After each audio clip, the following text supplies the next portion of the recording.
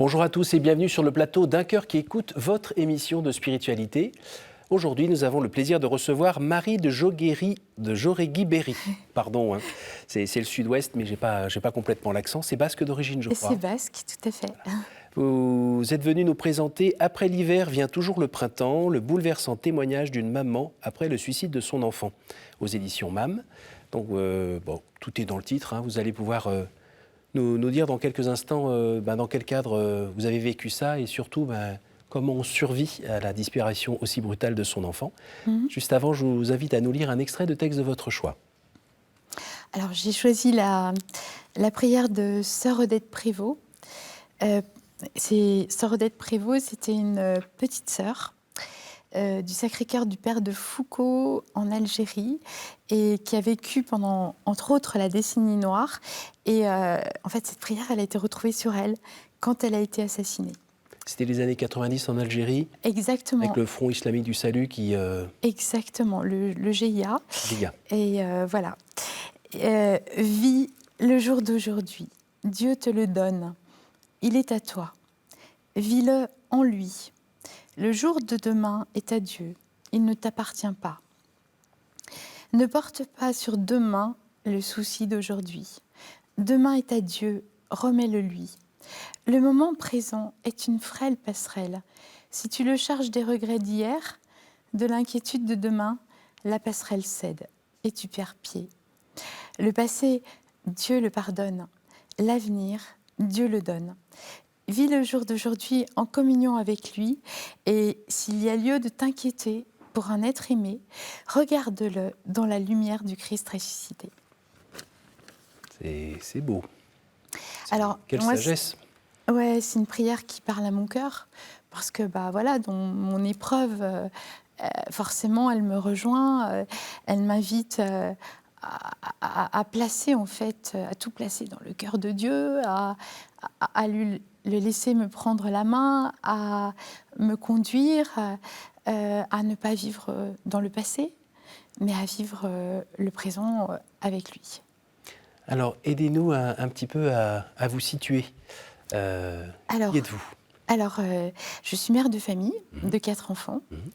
Je suis mariée avec Arnaud et nous avons eu 4 enfants, 3 filles, un garçon, Adrien.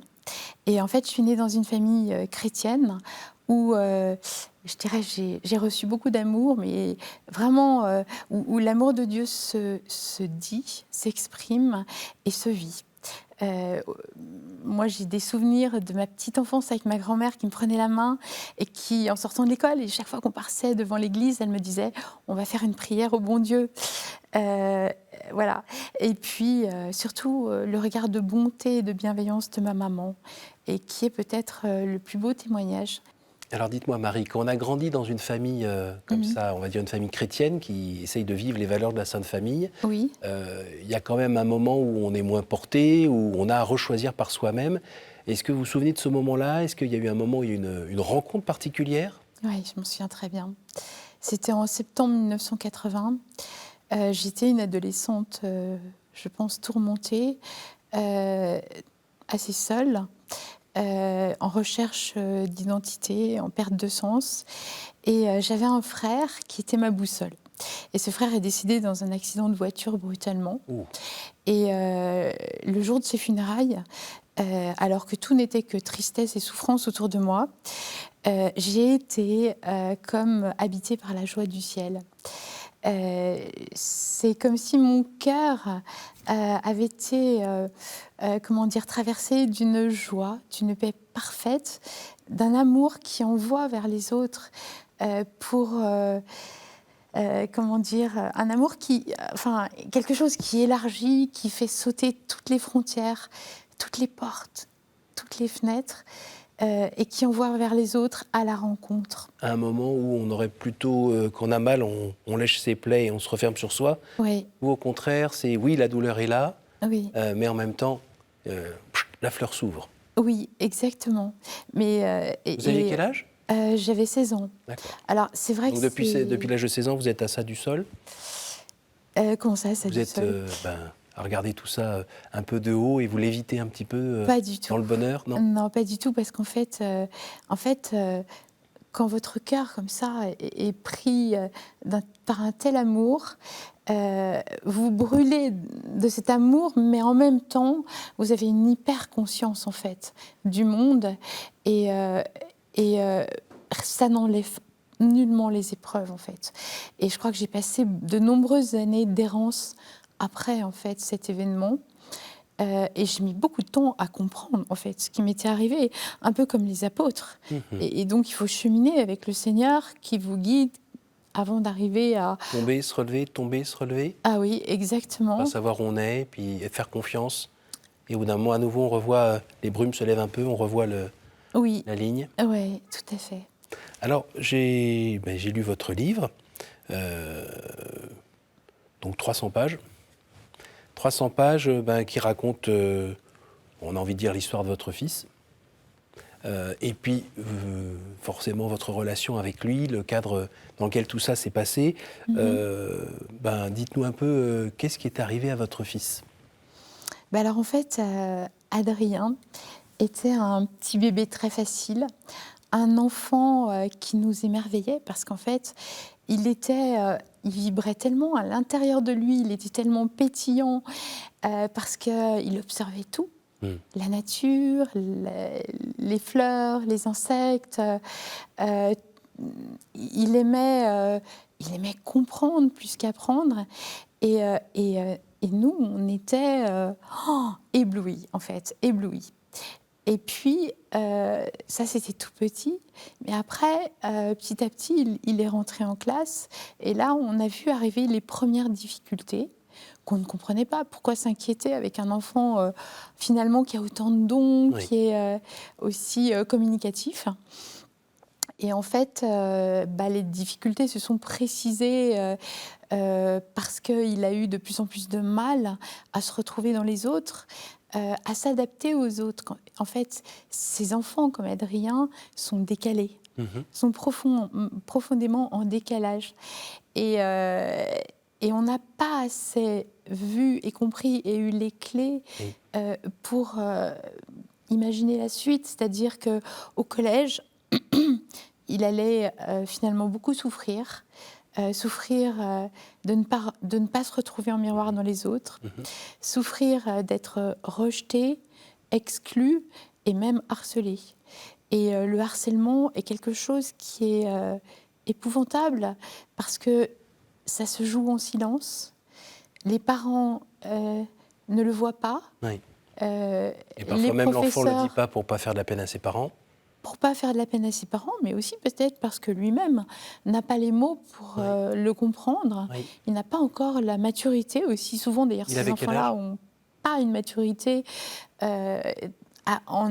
si vous voulez, au même niveau, vous voyez, que Oui, leur intellect, en fait. Adrien, il avait quel âge? Entre 12 et 14 ans. d'accord. Voilà. Et après, la conséquence, en fait, c'est que ça détruit en fait l'estime de soi. Et je me souviens très bien qu'Adrien se trouvait très laid, alors que c'était un jeune homme, mais très beau, blond, aux yeux bleus, élancé, enfin magnifique. Donc personne ne pouvait imaginer qu'il avait seulement ça, en fait, dans sa tête. Et pourquoi votre présence, surtout quand vous nous parlez de votre famille quand vous étiez enfant, Oui. votre mari, ses frères et sœurs, ses cousins, pourquoi ça n'équilibrait pas? Parce que quand on vit trop dans sa tête, on n'est pas assez, je pense, dans la rencontre avec les autres. Quand on a son estime de soi qui est détruite, on finit par devenir détaché. On a peur d'être rejeté. Et peut-être que de rejeter, on finit par devenir rejetant. Et ce que moi, je ne voyais pas. Et moi, je croyais au contraire que, justement, le fait d'être avec ses cousins, dans la famille, ça allait le sociabiliser. Alors, certainement que ça jouait un rôle extraordinaire quand même, malgré tout. Mais ça n'a pas empêché, en fait, les souffrances. Et ça n'a pas empêché Adrien, quand même, d'être quelqu'un toujours d'aussi passionné. par de multiples, voilà, par plein de choses. Les avions, quand même. Les avions, quelque chose. depuis tout petit, bien sûr. Le pilotage, l'aéronautique, ça c'est la ligne, effectivement, le fil rouge qu'il a suivi jusqu'à la fin. Et je crois qu'en fait, quand on a une difficulté à être avec les autres, on passe dans le faire. C'est-à-dire qu'il faut absolument se réaliser. Oui. Et là, il y a une quête de réalisation qui finit par être une quête de performance. Et on devient en fait ce qu'on réalise. Et s'il y a un petit grain de sable, eh bien, on peut s'effondrer d'un seul coup. Parce que... Alors, il faut préciser quand même que votre fils a été diagnostiqué HPI. Oui, haut potentiel intellectuel. Enfin, du moins, c'est comme ça qu'on les appelle aujourd'hui. Alors, il est vrai que dans la littérature familiale, dans la presse, on voit bien que, en gros, à peu près tous les enfants sont haut potentiel, sont tous des génies. Là, on n'est plus dans le « mon fils est un génie », c'est plutôt diagnostiqué et avec des conséquences, là, comme vous le dites, qui sont que il y a ce décalage, cette difficulté à se remettre en phase avec les autres. En fait, c'est vrai que le mot HPI est mis à toutes les sauces, qu'il est galvaudé et peut-être finalement très méconnu, parce que si on regarde le feuilleton super sympa HPI, voilà, c'est très amusant, c'est très original, distrayant, mais en fait, c'est pas du tout ça la réalité. Il faut pouvoir comprendre qu'une personne veut être brillante, avoir un très haut potentiel et ne pas être HPI. On se rend compte que finalement, les HPI, c'est des personnes qui justement ont peut-être un décalage à l'intérieur d'eux-mêmes, des décalages et des décalages aussi avec les autres.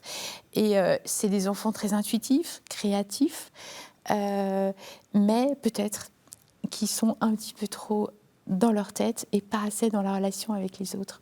Alors, il va se passer un moment un peu difficile. Il fait un peu des allers-retours dans sa vie où on a l'impression que ça va très bien, ça va moins bien, ça va très bien. Les montagnes russes. Voilà. Oui. Un petit moment, il va quand même faire un tour en hôpital psychiatrique pour être aidé à stabiliser tout ça. Oui, parce qu'il était rentré de super-héros parce qu'il avait clairement pas travaillé. Parce que tout était trop facile. Donc on se laisse porter. Puis à un moment donné où, non, c'est pas si facile, on s'effondre. Oui. Et là, je ne sais plus ce que je voulais dire. Donc les montagnes russes, le passage à l'hôpital psychiatrique pour l'aider un peu à stabiliser tout ça. Oui. Et puis à un moment, il va y avoir un passage plus difficile où, vous le racontez dans le livre, à la faveur d'un événement familial, j'imagine, vous n'êtes pas assez disponible à tous. Oui. Et il envoie des signaux, mais vous ne les voyez pas, parce qu'il faut aussi vous occuper de la sœur, un peu du papa, du machin, de tout le monde, quoi. Une vie de mère de famille. Une fête extraordinaire, magnifique. Donc nous, on était dans la joie, dans le partage. On n'était pas dans ce qui était en train de vivre Adrien. Et ce que vivait Adrien, ce n'était pas la première fois, ça faisait un moment dont vous n'étiez pas habitué, mais c'était courant qu'il y a des phases un peu difficiles. Alors, j'avais l'habitude qu'Adrien ait des peurs, des inquiétudes et des angoisses qu'il me partageait. En revanche, comme on avait été exclu de l'alliance thérapeutique par le médecin auquel je l'avais confié à Toulouse, et qui pourtant m'avait été recommandé, en fait, je n'avais pas les moyens de décrypter les signaux faibles qu'Adrien m'envoyait. Et à partir de là, j'ai tout loupé, en fait. J'ai loupé notamment la compréhension de ce dernier week-end qu'on a passé ensemble. C'est ce que je trouve d'infiniment grave, parce que les parents, ils ont besoin aussi d'être guidés, d'être accompagnés. Vous n'êtes pas spécialiste ? Non. Et puis, ils ont besoin d'être éclairés, et puis, sans pour autant être intrusifs dans la vie de leur enfant. Oui. Et qui, justement, est un enfant qui, finalement, a plus 15 ans non plus. Voilà. Là, à ce moment-là, il avait quel âge ? Il avait 25 ans. 25 ans. Donc, on va avancer un petit peu. À la faveur d'un coup de téléphone, vous apprenez quoi ? J'apprends qu'il s'est suicidé par mon mari. Et là, tout s'effondre. C'est un tsunami très, très violent. Et là, je suis entre ciel et terre. C'est-à-dire que, d'un côté, je me dis, finalement, c'est une délivrance pour lui, pour Adrien. Et peut-être qu'il est déjà dans la joie du ciel, puisque je l'ai éprouvé. Donc forcément, ça reste imprégné en moi. Et de l'autre, moi, je suis quand même encore sur Terre. Et là, je commence le temps de l'épreuve avec un sentiment très violent, en fait, qui m'atteint, c'est la culpabilité.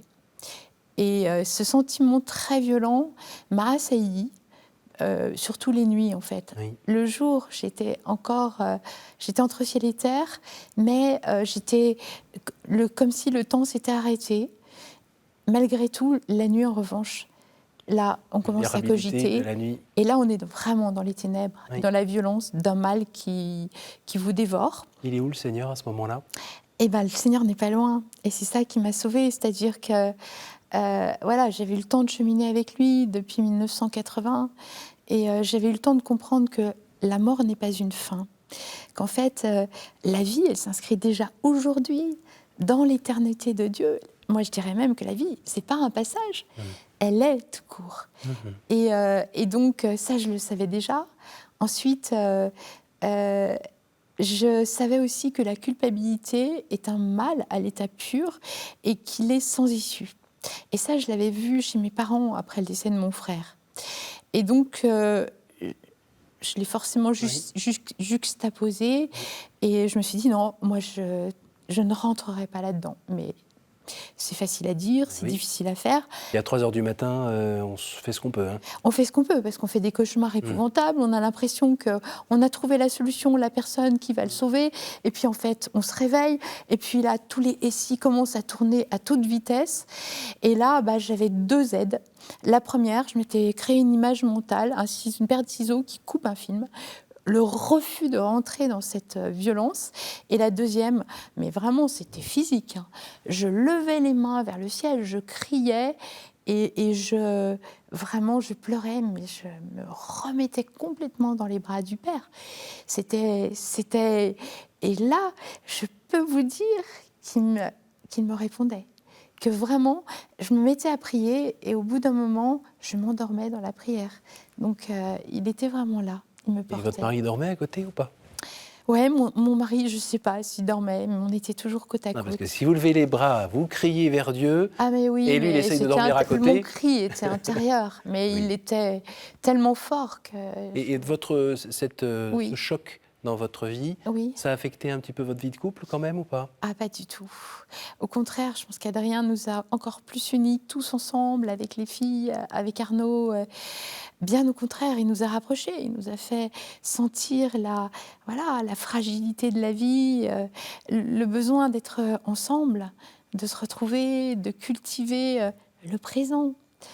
Voilà. Donc ça, c'est un beau fruit. Oui. Est-ce qu'il y a d'autres fruits? En fait, j'ai écrit ce livre surtout.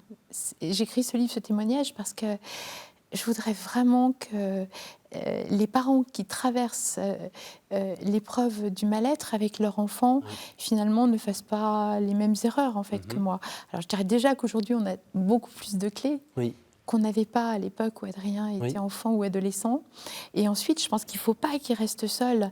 Il ne faut pas qu'il y a une grosse difficulté, c'est que quelquefois, on reste seul avec son enfant parce qu'on ne veut pas le stigmatiser aux yeux des autres, parce qu'il y a une honte du mal-être, de la dépression.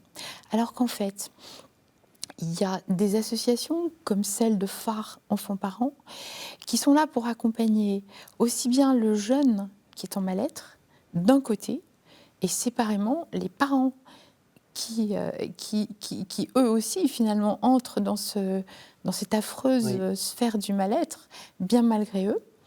Et cette association accompagne, alors elle fait ce qu'on appelle de la postvention, mais elle fait aussi de la prévention du suicide, mais aussi de la postvention, puisque des parents comme moi aussi, après le suicide de leur enfant, sont accompagnés, peuvent rencontrer d'autres parents avec des groupes de parole. Voilà. Est-ce que vous pouvez nous dire un petit mot aussi sur le pardon? Parce qu'on a déjà reçu en plateau des personnes comme ça qui avaient perdu un proche. Et la question, c'était, il disait, mais il est parti, il nous a lâchés en fait. Oui, tout à fait. Le pardon, c'est un sujet que j'aime beaucoup, sur lequel j'interviens dans ma paroisse, parce que pour moi, c'est la porte d'entrée du royaume. Pour moi, c'est le Christ en croix, le serviteur souffrant, qui, en fait, a tout livré à la croix, il a son cœur qui saigne, et pour autant, il guide notre regard, il nous invite à le tourner vers le Père, et quand il dit « Père, pardonne-leur, ils ne savent pas ce qu'ils font ». C'est aussi, en fait, le pardon, il libère, il guérit, mais aussi il rend très humble. Je veux dire, moi, je suis toute petite dans le cœur de Dieu, et donc ça ne m'écrase pas. Et je sais que sa miséricorde, elle me pardonne tout ce que j'ai fait. Et Dieu sait si, mon Dieu, si on commet tous les jours des erreurs, il y en a tant. Et grâce à Sainte Thérèse de l'Enfant Jésus, Sainte Thérèse de Lisieux, je sais en fait que toutes ces misères sont des petites gouttes d'eau dans l'océan. Et est-ce qu'il y a besoin aussi à un moment de se pardonner soi-même ? Bien sûr. Et le pardon conduit... Le pardon, c'est ça. Le pardon, c'est pas seulement un pardon qu'on reçoit des autres ou qu'on donne aux autres. Bien sûr, en premier à soi-même, sinon on n'est pas en mesure de pardonner aux autres si on ne commence pas par se pardonner à soi-même. Mais c'est ce que je voulais dire par l'humilité, en fait. L'humilité, c'est ça, en fait.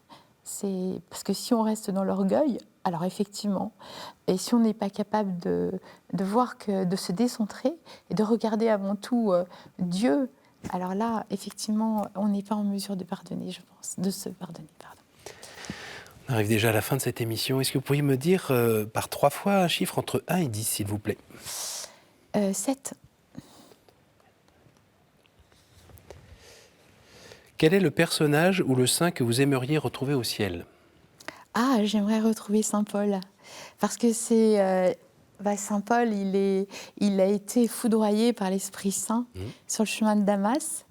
Et qu'il persécutait pourtant les chrétiens. Donc, pour moi, c'est quelqu'un qui était un pécheur. Finalement, quelqu'un qui était dans l'erreur. Un pécheur, c'est celui qui est dans l'erreur, qui ne vise pas juste, qui n'est pas... voilà. Et en même temps, c'est celui qui invite à l'unité avec les autres, à la rencontre. C'est celui qui nous invite dans la lettre aux Colossiens à revêtir notre cœur de tendresse, de bonté, d'humilité, de douceur. Alors ça, moi, ça me parle. À nouveau ? 4.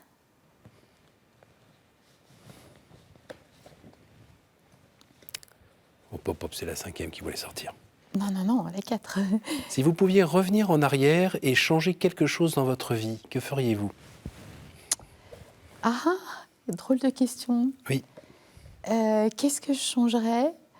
Je demanderais au Seigneur de venir m'habiter beaucoup plus tôt et de m'éclairer beaucoup plus tôt, parce que dès lors qu'il m'a habité, j'ai pu comprendre en fait la richesse des Écritures, et j'ai compris que les Écritures, elles parlaient à mon cœur tous les jours. Quelle perte de temps. Une dernière ? Une. Y a-t-il une parole que vous regrettez de n'avoir pas dite à quelqu'un ? Il y en a beaucoup. Allez, une. Une. Je regrette de ne pas avoir dit à Adrien, comment dire, il n'y en a pas une, c'est impossible. C'est la dernière conversation que j'ai eue avec Adrien. Je n'ai pas réalisé la souffrance dans laquelle il était. Donc, je n'ai pas affronté sa souffrance, sa douleur. Et j'aurais dû lui demander, en fait, qu'est-ce qui se passe ? De quoi souffres-tu ? Est-ce que tu comptes te suicider ? Quand ? Comment ? C'est la question qu'il faut poser aux personnes qui sont en mal-être. Mais je ne le savais pas. Merci beaucoup, Marie. Merci. Merci d'être venue. Merci d'avoir eu le courage d'écrire ce livre, de nous le partager aussi. Et puis, on entend bien, on voit bien que vous vivez quelque chose qui est plus fort que vous, qui est à l'intérieur de vous et qui rayonne dans toute votre personne, malgré les épreuves, et la vie continue. Voilà, c'est Adrien qui nous l'avait dit. Il nous avait dit, après l'hiver, vient toujours le printemps. Merci beaucoup, Marie. Merci à vous tous pour votre fidélité. Donc, je vous rappelle le titre de ce livre, « Après l'hiver vient toujours le printemps », aux éditions MAM. Je vous invite à partager cette émission grâce à notre site www.ktotv.com. Puis moi, je vous donne rendez-vous la semaine prochaine. Bonne soirée.